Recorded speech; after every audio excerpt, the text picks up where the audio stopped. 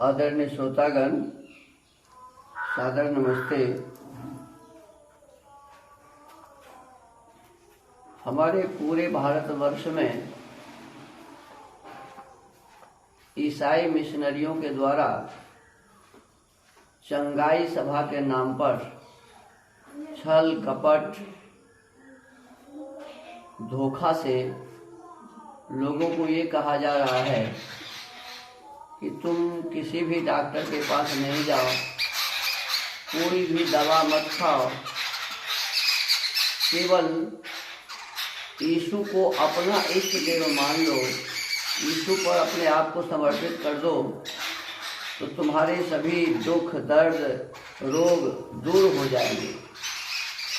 और जब तक तुम ऐसा नहीं करोगे तो तुम्हारे ऊपर शैतान चढ़ा हुआ है और ये शैतान तुम्हें ऐसे ही परेशान करता रहेगा।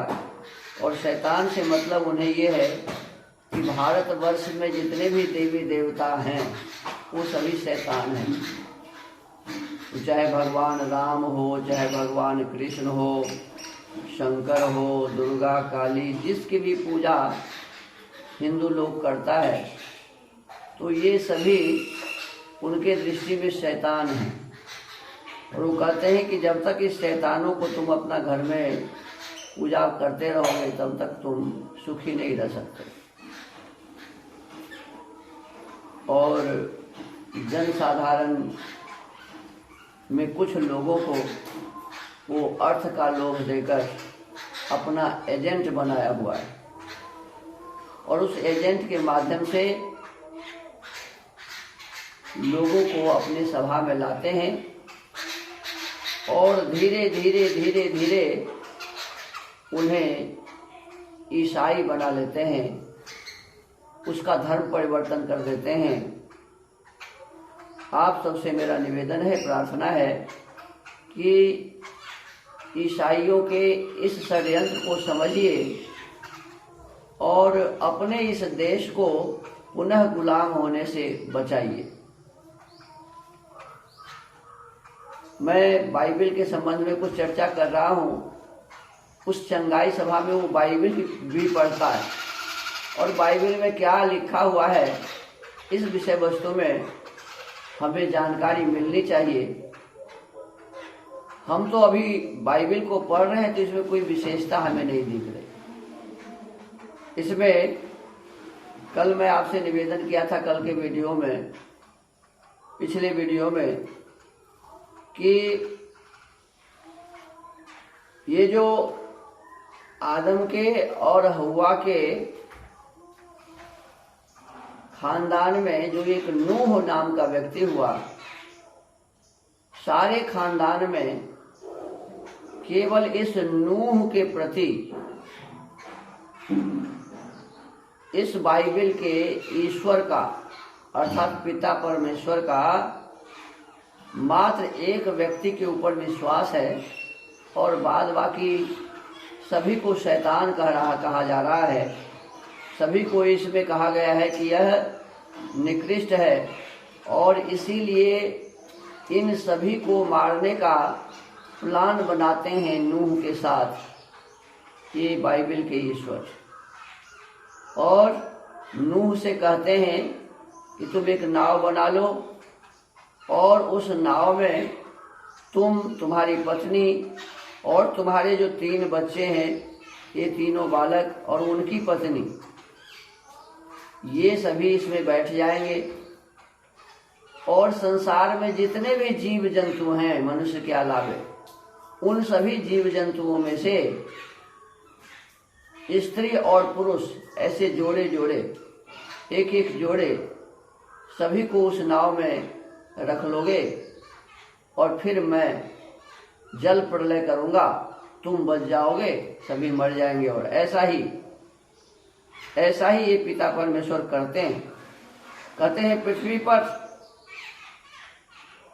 40 दिन तक लगातार वर्षा होती रही, प्रलय मचता रहा और फिर जिस जलयान में वो बैठे थे नूह, वो ऊपर उठता गया नीचे पानी भरता गया।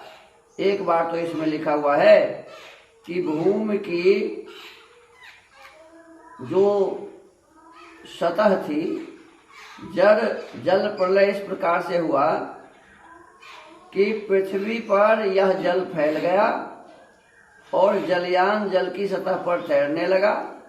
जल बढ़कर इतना प्रबल हुआ कि आकाश के नीचे के समस्त ऊंचे ऊंचे पहाड़ भी उसमें डूब गए। एक बार तो ऐसा लिखा हुआ है कि आकाश के नीचे के समस्त ऊंचे ऊंचे पहाड़ भी उसमें डूब गए। और फिर आगे लिखा है कि जल की प्रबलता से पहाड़ भी उसमें प्रायः 7 मीटर तक डूब गए। अब देखिए, इस परमेश्वर को इतना भी पता नहीं है कि अभी अभी तो मैंने ही कहा है कि जल बढ़कर इतना प्रबल हो गया कि आकाश के नीचे के समस्त ऊंचे ऊंचे पहाड़ भी उसमें डूब गए। एक बार तो कहता है सभी ऊंचे ऊंचे पहाड़ डूब गए। आयत 19 में ऐसा कह रहा है। उत्पत्ति पर्व 12 और आयत 18, इसमें से कहते हैं कि पृथ्वी पर जल ऐसे फैला कि सारे ऊंचे ऊंचे पहाड़ उसमें डूब गए। और फिर तुरंत 19 में ऐसा कहता है, और फिर 20 में कहता है कि जल की प्रबलता से पहाड़ भी उसमें प्रायः 7 मीटर तक डूब गए। पहले आपने ही कहा है कि पहाड़ डूब गए, अब कहते हैं ऊंचे ऊंचे पहाड़ डूब गए। और आप तुरंत कह रहे हैं कि जल की प्रबलता से पहाड़ 7 मीटर तक डूब गए। तो आप अपनी बातों को अपने काट रहे हैं। फिर आगे कहा कि पक्षी, पालतू पशु, वन पशु, पृथ्वी पर झुंड में रहने वाले जीव जंतु और मनुष्य जाति अर्थात पृथ्वी का प्रत्येक प्राणी मर गया। अब कितना बड़ा अपराधी ये ईश्वर है, बताइए।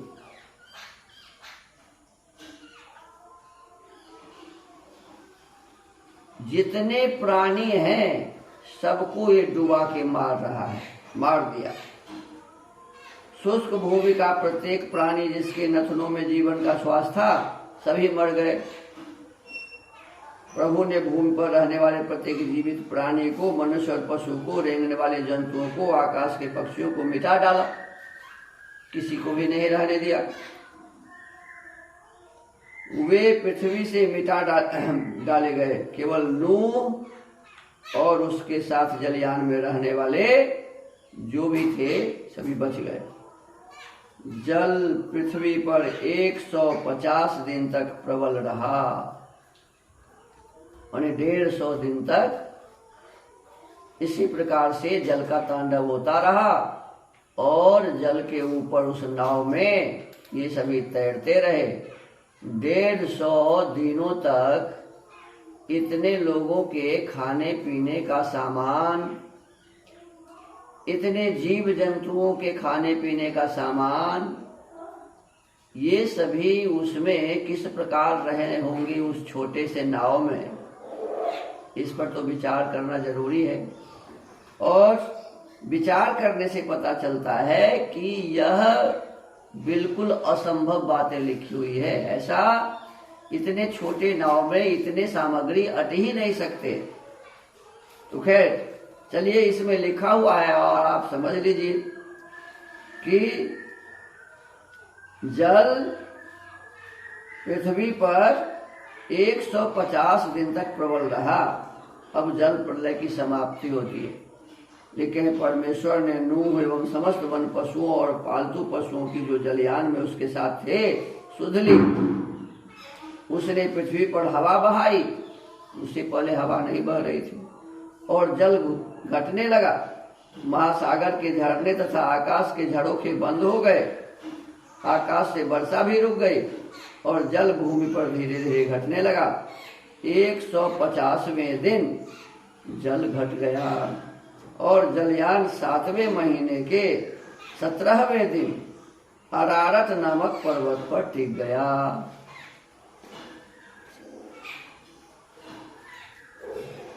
अब ये अरारत नाम का कौन सा पर्वत था? वहां जलयान जब पानी कम हुआ तो वहां टिका। जल 10वें महीने तक घटता चला गया। 10वें महीने के पहले दिन पहाड़ों के शिखर दिखाई दिए। अब यहाँ तो लिखा हुआ है कि जलयान 7वें महीने के 17वें दिन अरारत नामक पर्वत पर टिक गया, तो वहां जल खत्म हुआ तब तो टिका। और फिर कहते हैं कि 10वें महीने तक घटता चला गया। 10वें महीने के पहले दिन पहाड़ों के शिखर दिखाई दिए, तो अरारत पहाड़ का शिखर तो पहले दिखाई दिया, तब न वहां जलयान टिका। तो ये बात अपने में एक बात दूसरे बात को काटता हुआ दिख रहा है। तो इस प्रकार से इस विषय वस्तु में हमें विचार करना चाहिए। नूह ने 40 दिन के पश्चात जलयान का झरोखा खोला जिसे उसने बनाया था और एक कौवा उड़ा दिया। जब तक भूमि का जल सूख न गया तब तक कौवा यहाँ वहां उड़ता रहा। बताइए, जल को सूखने में कितना दिन लगा और कितने दिनों तक कौवा उड़ता ही रहा। जब तक भूमि का जल सूख न गया तब तक कौवा यहाँ वहां उड़ता रहा।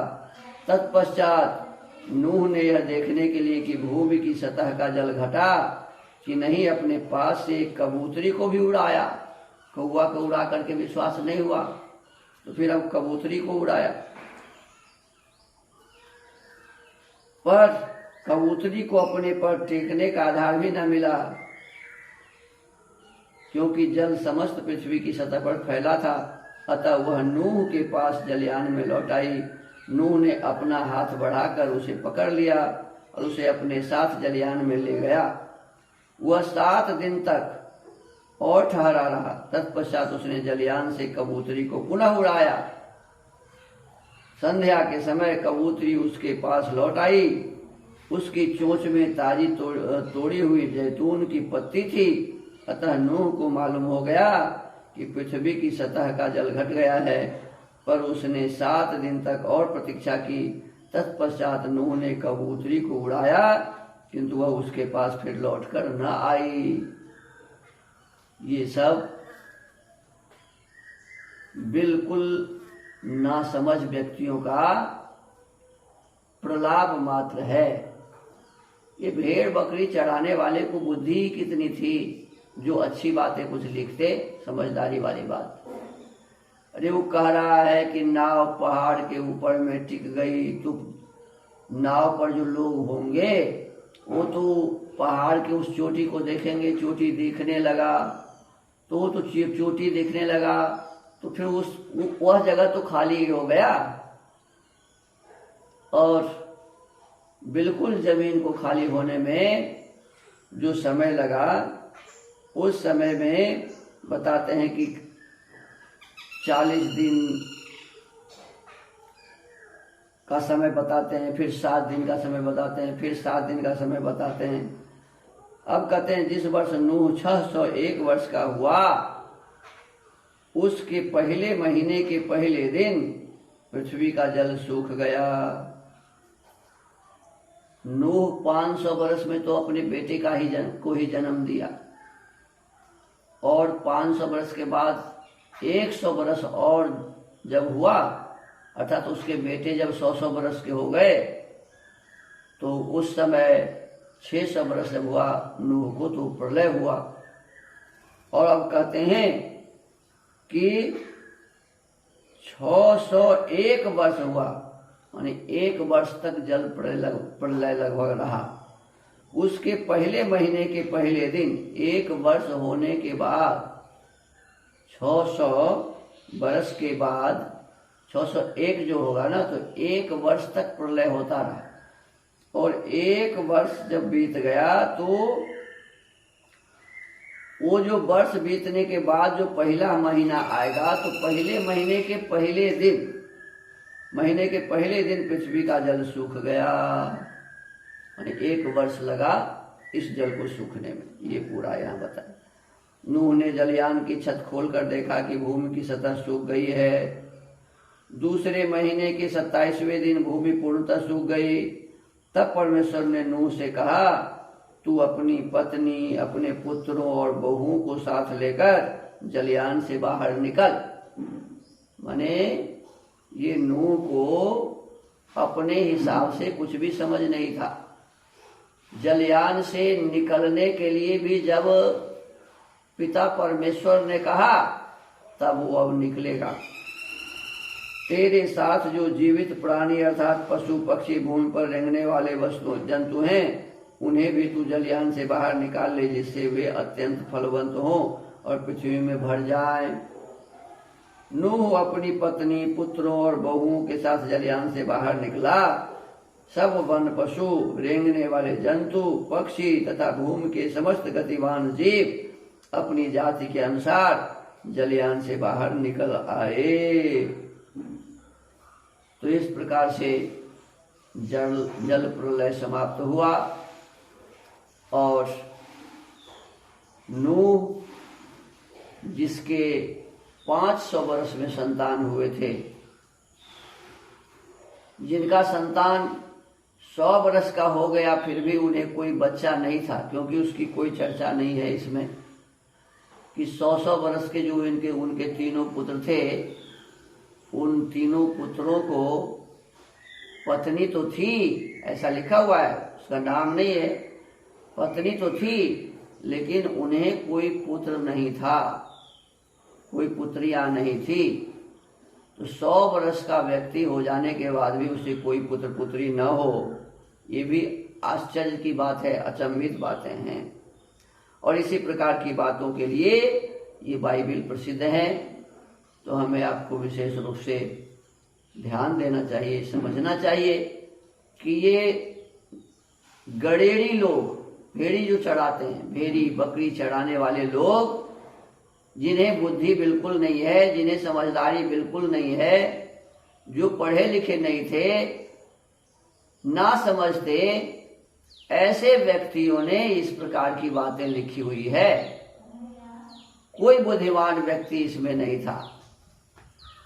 न नूह बुद्धिमान था, न उनकी पत्नी बुद्धिमती थी, न उनके तीनों पुत्र बुद्धिमान थे, न उनकी पत्नियां बुद्धिमान थी।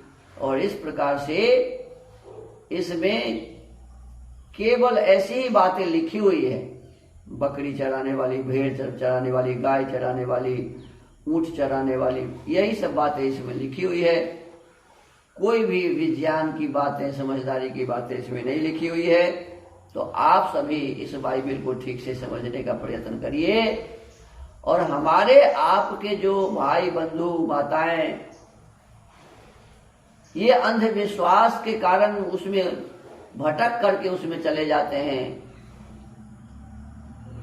इनके अपनी देवी देवता जितने हैं, कोई इनका कल्याण नहीं कर पाता है और यीशु कहने से इनका कल्याण हो जाता है। सचमुच में इनका कोई कल्याण नहीं होता। कल्याण तो मात्र उन एजेंटों का होता है जिस एजेंट ने इन लोगों को बुला करके रखा हुआ है। जो ईसाई धर्म में अपना नाम लिखवा लेते हैं, अपने आप को ईसाई साबित कर देते हैं, जो अपने सारे देवी देवताओं को घर से निकाल देते हैं, ऐसे ही लोग जिन्हें मिशनरियों के द्वारा पैसे मिलते हैं या अन्य प्रकार की सुविधाएं मिलती हैं, ऐसे ऐसे लोग ईसाई धर्म का प्रचार कर रहा है।